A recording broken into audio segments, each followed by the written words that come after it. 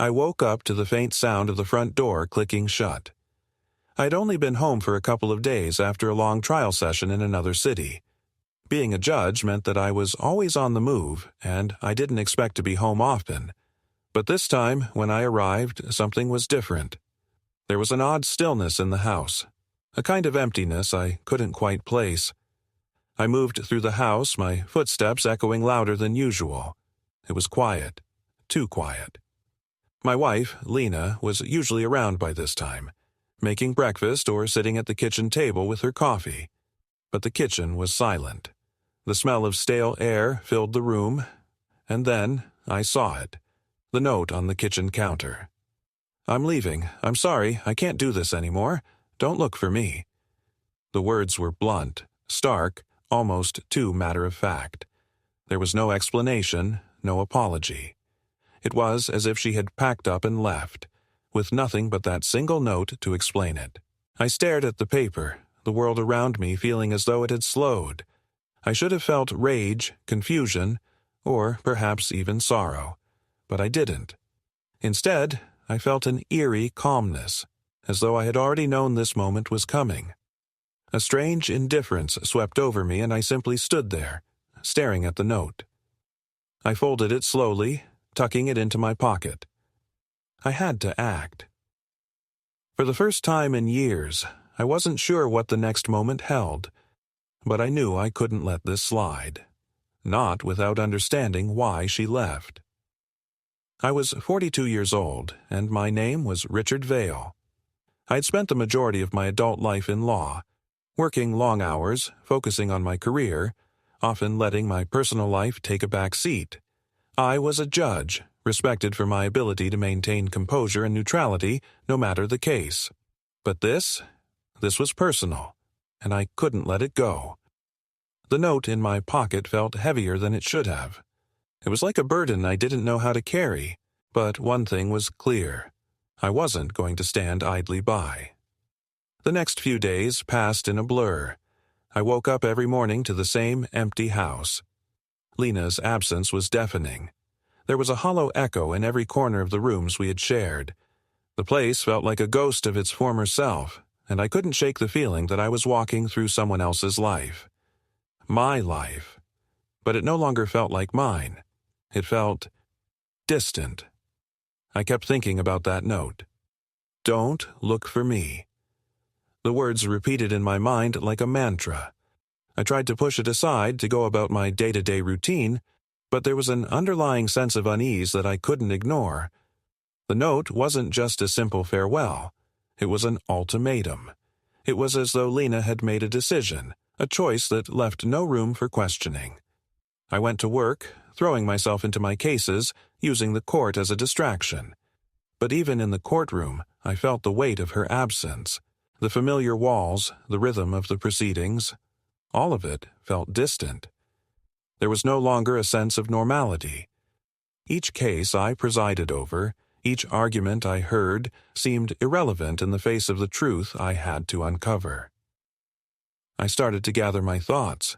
I couldn't just sit back and let this slip away. Lena had always been the more emotional one between us, and I had always been the one who kept things in check. Maybe it was that very trait that had caused the distance between us to grow in the first place. I'd been so consumed by my career, so focused on maintaining my composure, that I missed the cracks forming in our marriage. But no more. This was about more than just her leaving. This was about me finding out why. I began to go through her things. I wasn't proud of it, but I needed answers. I needed to understand where things had gone wrong. The house felt alien without her, and every room I entered seemed to whisper of the secrets I hadn't known. Her side of the closet was empty, but the scent of her perfume still lingered on her pillow.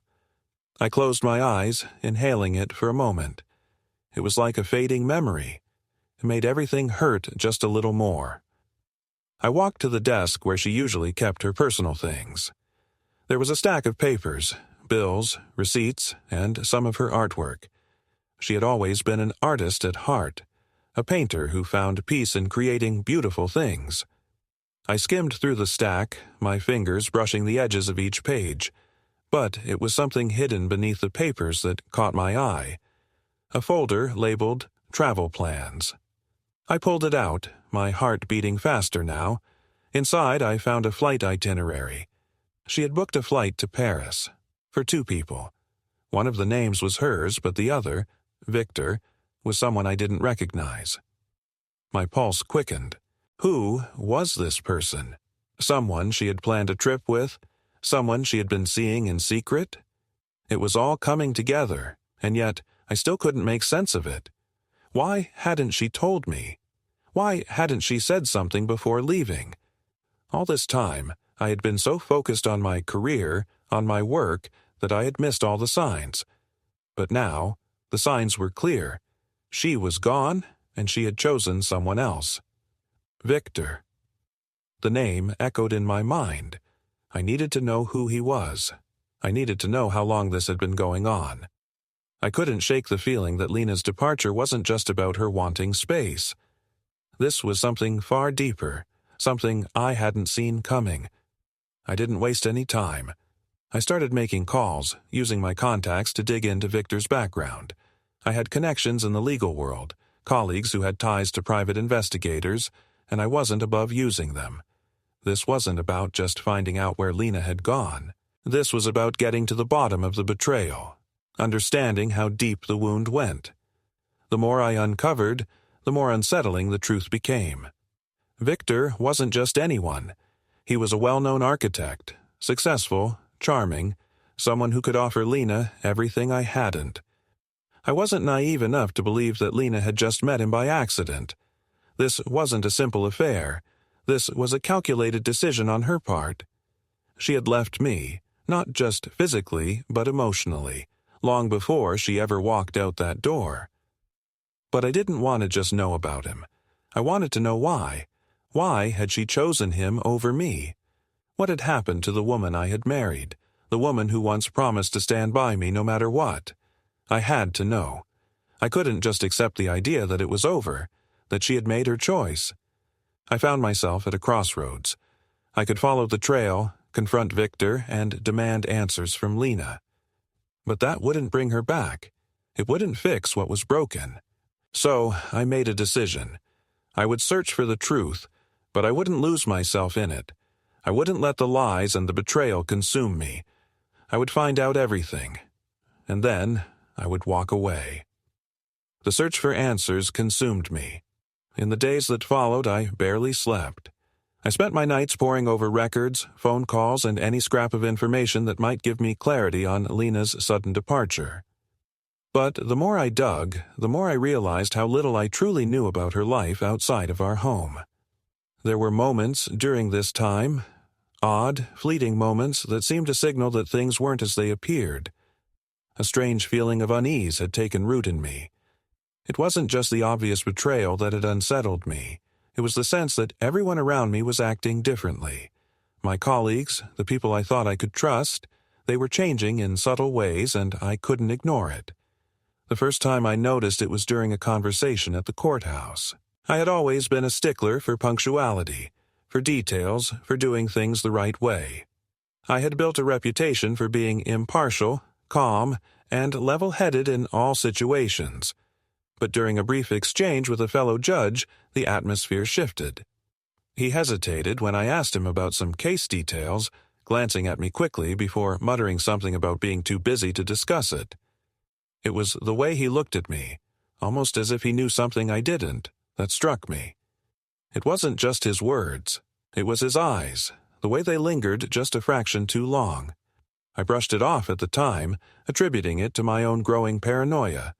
But it wasn't the last time. In the following days, I began to notice similar reactions from others.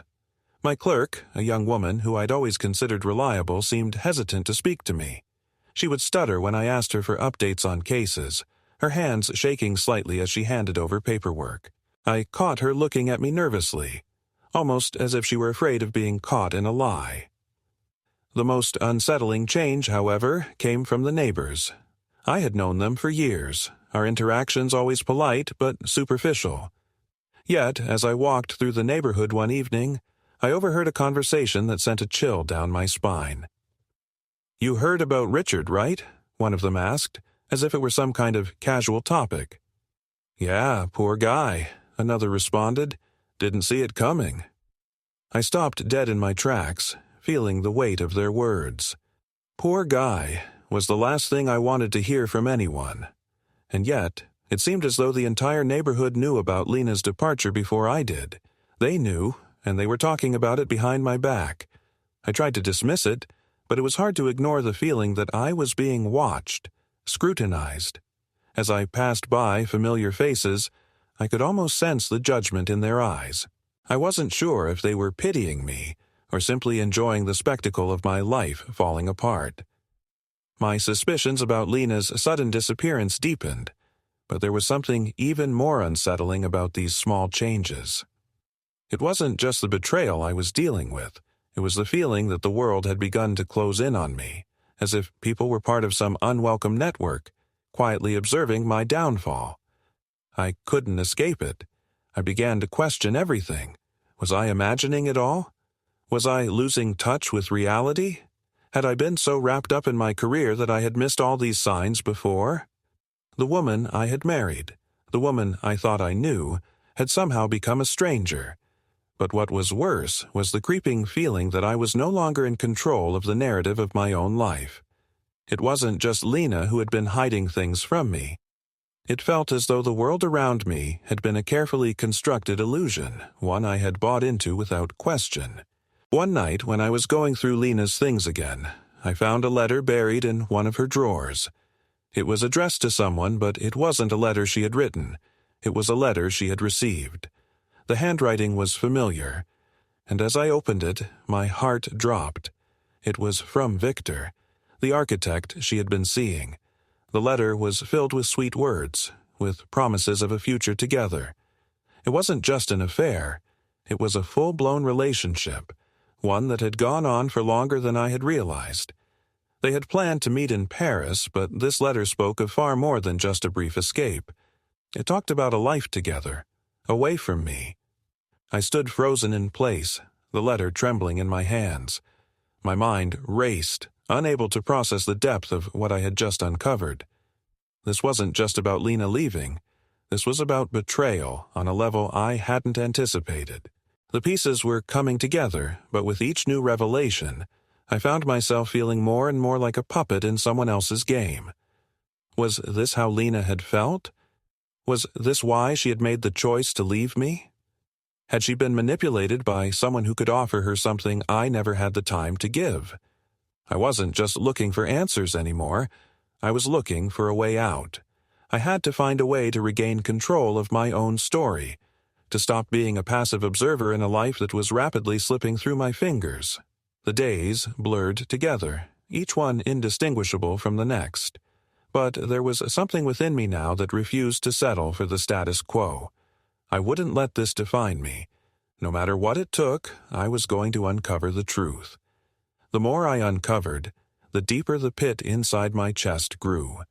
I had always believed that understanding the law, seeing things in black and white, was enough to navigate the twists and turns of life. But this was not a case I could solve with reason alone. I couldn't just look at facts and evidence. I needed to peel back the layers of deception, uncover the motivations behind every choice Lena had made, and understand how I had missed the signs that she was no longer the person I had thought I knew. The letter from Victor had been a revelation, but it was only a small piece of a much larger puzzle. Now, I had a face to go with the name, a real person who had become the other half of the life that my wife had seemingly discarded without a second thought. I couldn't just let that be the end of it. I needed to know everything. I started by looking into Victor's life, a man who was successful, charming, and seemingly well-connected. He was an architect with a reputation for designing stunning, modern buildings. His name had come up in various circles, particularly among the city's elite. It wasn't the kind of name that just appeared out of nowhere. Lena hadn't just fallen for him. She had been drawn to him, intentionally, maybe even from the start. I reached out to a few contacts of mine in the city, a few calls, a few well-placed inquiries, and it wasn't long before I had his full background. Victor had moved to the city just a couple of years ago, just around the time Lena had started to show signs of distance. I couldn't help but wonder if he had been the catalyst for the changes I had ignored, or if he had simply filled a void I hadn't noticed growing. The more I found out about him, the more unsettling it became. He wasn't just some fling. He was someone Lena had invested time and emotion in, someone who had been there for her in ways I couldn't even comprehend. They had shared a life together, one that I hadn't been part of. What hurt most wasn't just the affair, it was that she had allowed herself to be swept up in this new life, leaving me behind without a thought. But why? Why had she chosen him? Why had she abandoned everything we had built together? I still couldn't figure out the why. In an attempt to gain clarity, I decided to take a step I never thought I would, confronting him. I knew it wouldn't be easy. I knew it wouldn't be a simple exchange of words, but at that moment I felt cornered, as though I needed to face this head-on, no matter what the consequences would be. I tracked him down to his office, a sleek, modern building that spoke volumes about his success. I stood outside for a moment, the weight of what I was about to do pressing down on me. I wasn't some man driven by emotion, not usually, but this was different. This wasn't just a betrayal, this was a personal attack on everything I had worked for, everything I had built.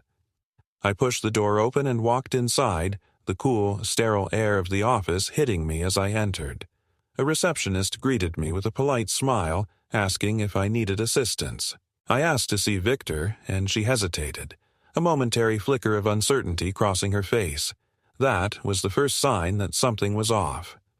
"He's expecting you," she said, her voice steady but with an edge I couldn't quite place.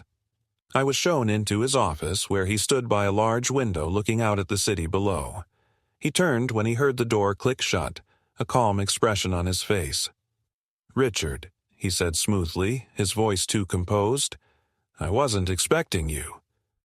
There was no warmth, no sign of apology. It was as if he had been waiting for this moment, ready for me to show up. I felt my blood boil, but I kept my voice steady. "I need answers," I said, my tone firm. "I want to know why. Why her? Why my wife?" Victor's eyes narrowed slightly, his lips curling into the faintest of smiles. He knew something I didn't.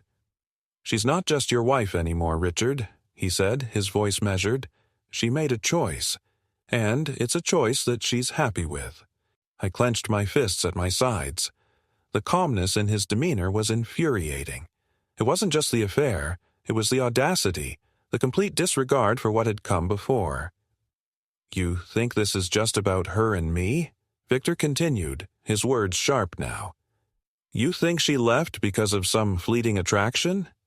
"No, Richard. She left because she was suffocating. She couldn't breathe in the life you built for her anymore."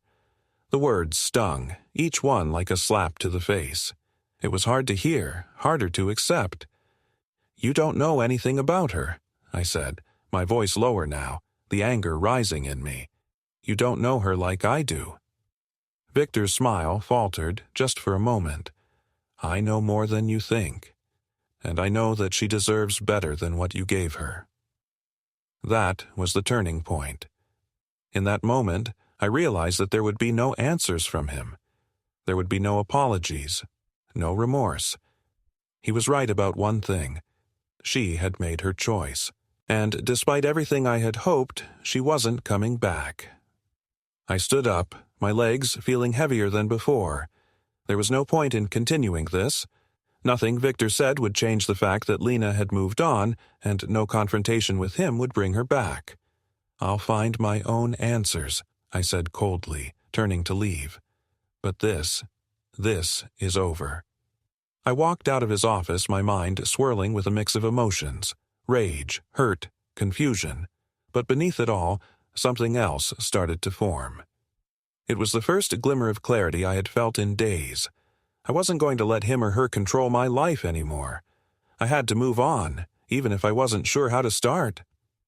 In the days that followed my encounter with Victor, a sense of quiet resolve settled within me.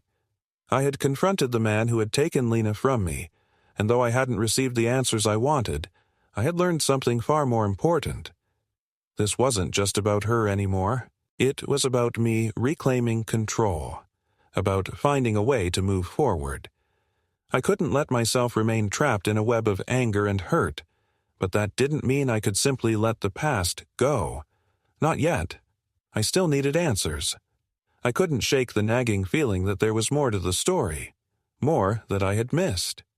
There were gaps in the timeline, things Lena had never shared with me, things that didn't add up. I turned my attention to one of the few remaining threads I could follow, her phone records. I knew it was a risky move, but I was beyond caring about privacy now. The lies had been too many, and if there was any chance of finding something that could explain what had happened, I was going to take it. The phone records revealed a series of calls and messages from a few months back. The timing was critical. It was around the same period Lena had started to pull away. But what caught my attention wasn't just the frequency of the calls. It was the name attached to them. Victor's. There was no doubt now. This had been going on for far longer than I had initially believed. The affair wasn't just a passing fling. It was something that had taken root and grown in the shadows of our marriage. I dug deeper. It wasn't enough to know that they had been talking regularly. I needed to know more about their interactions. I hired a private investigator, someone who could trace their movements, gather information I couldn't get on my own. The investigator started following Victor, documenting his comings and goings. It was a slow, methodical process, but soon the details began to come in. Victor had been involved in Lena's life in ways I hadn't even considered. They weren't just meeting in secret. They were building a life together, making plans, talking about a future that didn't include me. Victor had introduced her to his circle of friends, people I'd never met, people who saw her not as my wife, but as someone else's partner. As I read through the investigator's notes, I felt a deep, unsettling sense of betrayal. It wasn't just that Lena had left me. It was that she had completely detached from everything we had, everything we had built. I knew then that I couldn't stop. I couldn't just turn away and accept that it was over. I had to know everything. I needed to understand how and why it had come to this point, why Lena had chosen to leave without a word, why she had decided that Victor was the one she wanted to be with. The investigator soon discovered that Victor had been planning a trip with Lena, an extended stay in Europe. It was supposed to be their escape, a way for them to begin a new life together. They had talked about selling their properties, starting fresh in a new city, away from the life I had built for her. It wasn't just an affair. It was a full-fledged plan, and I was the last to know. When I confronted the investigator with the findings, he looked at me, a trace of sympathy in his eyes. "I'm sorry, Richard, but it seems like she's already made up her mind. There's no going back from this." His words hit me harder than I had anticipated. Of course, I had known, deep down, that there was no turning back. But hearing it from someone else made it real. It wasn't just about me wanting answers. It was about her, about Lena's decision to move on, to leave me behind. And there was nothing I could do to change it. Still, I wasn't ready to let go completely. I started investigating the new life they were planning. I dug into Victor's plans, his business ventures, his properties. I had the resources, the connections, and the determination to find every last piece of the puzzle. If I couldn't get her back, if I couldn't change her mind, at least I could understand why she had done this to me. I began to see a pattern, a network of connections between Lena and Victor. It wasn't just that they were lovers. They were partners in something far bigger than I had realized. Victor was well connected in the city's elite circles, and Lena had gradually been pulled into his world. It wasn't just a betrayal of me. It was a betrayal of everything we had ever stood for. The values we had built together, the life we had created, had all been discarded for something new, something that was, to me, nothing more than an illusion. And still, the worst part was that I couldn't even fault her entirely. Yes, she had chosen him, but I had been so consumed by my work, so absent from her emotional world, that I hadn't noticed the cracks forming until it was too late. I had built my career, my reputation, my life, and in doing so I had neglected the most important thing, the woman I had married. But as much as the realization hurt, it also gave me something else. It gave me the clarity I had been searching for. I wasn't just the victim of a cruel twist of fate. I was a man who had allowed his life to fall into disarray by neglecting the very thing that kept it together. I was the one who had let her go. The more I uncovered, the deeper the wound felt. I had spent so many years focused on my career that I had forgotten to care for the one thing that truly mattered. Lena. She had been right about one thing. She had been suffocating, and I had been blind to it. The more I learned about Victor, the more I realized Lena had chosen him long before I noticed the signs. It wasn't just an affair. It was everything I had ignored. The investigators' reports kept coming in, each one more damning than the last. Victor was not just a lover. He was someone who had shaped her world, someone who had taken over where I failed. Then I found an email Lena had sent to a friend, dated just a few days before she left. She spoke about her future plans with Victor, how she needed to live for herself for the first time. "I love Richard, but I can't keep pretending," she wrote. Those words were like a knife to my chest. She hadn't just left me. She had stopped loving me. I sat there, staring at the screen, unable to process what I had read. The truth hit me like a cold slap. My marriage was over, not just because of the affair, but because Lena had moved on, emotionally and physically. Sitting alone in my study, I realized I couldn't keep fighting for something that no longer existed. The life I had known was gone, and all that was left was the painful reality of it. I couldn't call her back. She had already chosen her new path. The only choice left for me was to let go and move forward. It wasn't easy. I spent days, weeks even, lost in thought, trying to navigate the storm that had overtaken my life. The house felt like a shell, empty and cold, with no trace of the warmth it once held. I had spent years building a life that, in the end, didn't hold up. The marriage I had thought was strong, the career I had devoted myself to, none of it had been enough to keep Lena with me. But as time passed, the raw pain began to dull. I couldn't change what had happened. I couldn't make Lena come back, and I couldn't undo the mistakes I had made. All I could do was start from where I was. It wasn't easy to accept, but I knew it was the only way forward. I began to focus more on my work, not just because I had to, but because it was the only thing that gave me a sense of purpose. The weight of the past still hung over me, but I realized that I didn't need to keep carrying it. There were cases to hear, judgments to be made, and lives to influence in the way I had always done best. I had to find meaning in something else, in something that wasn't tied to the past. The city felt different now. Each street I walked, each familiar corner, reminded me of the life I had once shared with Lena. But instead of feeling the sting of loss, I started to see it as the beginning of something new. Maybe it was the hardest thing I had ever done, but I was learning to breathe again. The pain didn't disappear, but I had learned to live with it, to let it fade into the background. One evening, I sat in a small cafe, drinking coffee and watching the world move around me. It was the first time in months that I felt any peace. I wasn't chasing a ghost anymore. I wasn't waiting for something that would never come. I was finally starting to reclaim the pieces of myself that had been lost. I wasn't sure where the road would lead, but for the first time, I wasn't afraid. There was something liberating in accepting that it was over, in understanding that this wasn't the end of my life, but the beginning of a new chapter. It wasn't going to be easy, but I knew I could handle it. I had no choice but to move forward, one step at a time. The truth was, Lena had chosen her path, and I had to choose mine. The past had been full of regrets, but it also held lessons that I couldn't ignore.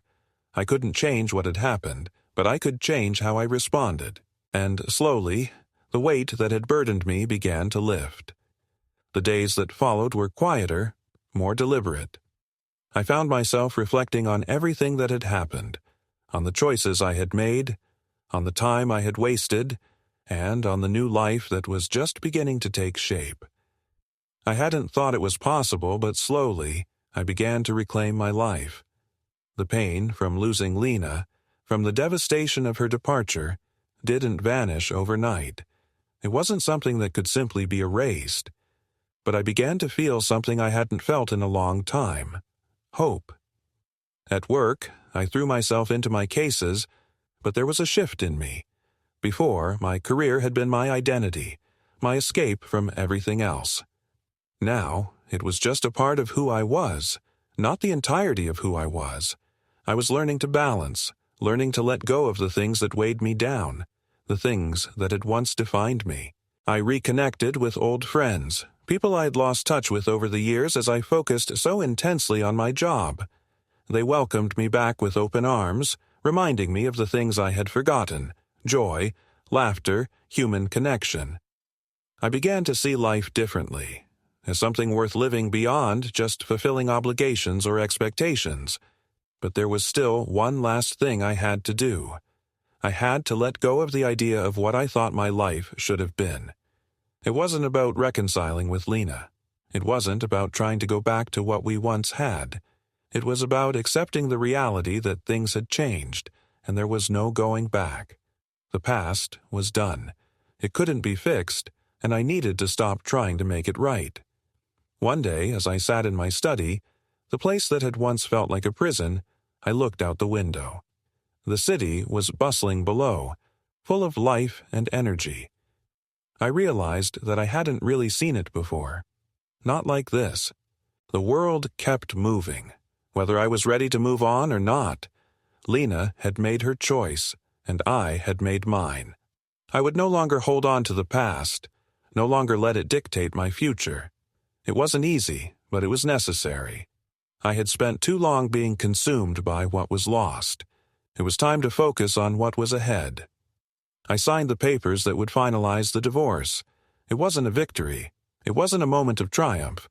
It was just a decision, one that would allow me to move forward, to release the last tether that kept me tied to the life I had once known. It was symbolic, but in its simplicity, it marked the beginning of something new. The road ahead wasn't clear. There was no map, no certainty, just the open path before me. But for the first time, I didn't feel lost. I felt free. And with that freedom, I stepped into the unknown, knowing that I had the power to choose how I would live the rest of my life.